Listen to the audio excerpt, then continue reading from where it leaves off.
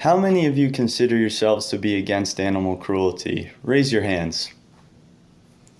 Of course, most people would raise their hand, but what if I told you that every day the average person creates demand for systemic violence against animals without even thinking about it? When one buys a carton of eggs, goes for a pack of cheese slices, or grabs a hamburger at a local restaurant, there are unknown victims behind each purchase. They're hidden, silenced, and forgotten while images of happy, smiling animals are slapped on the packages of their stolen flesh and secretions. The use of animals is unnecessary and morally unacceptable. Let's explore why. Many people have issues with trophy hunting because they see it as needless killing, but will race to justify the violence if the animal is being eaten, because then it's seen as a matter of survival. But is it really? Every nutrient that is essential for human survival is available in plants or other non-animal sources. In fact, even the Academy of Nutrition and Dietetics acknowledges that a properly planned plant-based diet is appropriate for everyone in all stages of life, including pregnancy, and can even prevent and play a role in treating certain diseases, many of which are caused or exacerbated by the prolonged consumption of animal products. So, with that said, animals being killed for cheeseburgers, fried chicken, sushi, and all other popular animal-based dishes are being killed for the pleasure, convenience, and profit of humanity, but not for survival. So, how do we justify this violence? Some people would argue that animals can be killed humanely. Let's examine the definition of the word humane. Humane means showing compassion or benevolence.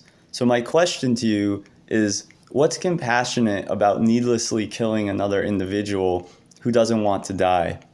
Labels such as free range, humane certified, and organic are misleading terms meant to assuage the conscience of the consumer for buying a product of violence.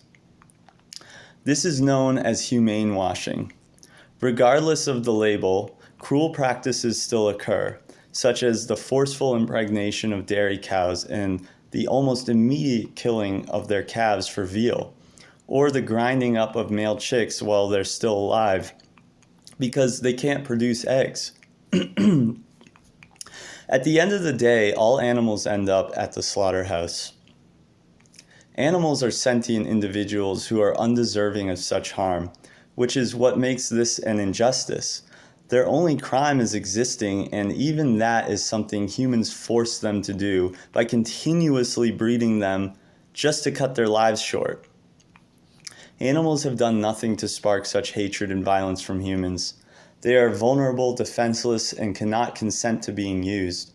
In fact, the gentlest animals are often the most exploited because they are the easiest to manhandle. How can we keep supporting this?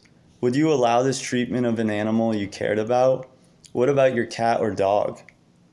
Why do we accept the abuse of some animals and not others? Society has different perceptions of each animal and uses that to assign moral worth. The dog is seen as a companion, so they must be valued and treated with care, while the cow is seen as a resource so we can do with them as we please. However, in reality, both animals are equally capable and undeserving of suffering.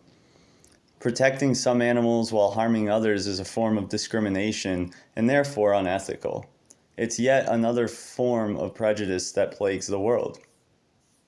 As long as people continue to see others as less than, as objects, or as resources, systems of oppression will always exist. Animal agriculture is another system of oppression that is upheld by those feelings of superiority and entitlement. Humans feel entitled to the bodies of animals because they are seen as inferior. There are even similarities in the arguments used to justify human and non-human oppression, such as, they're less intelligent, they're not like us, and we have dominion. By supporting animal agriculture, the cycle of oppression is perpetuated once again.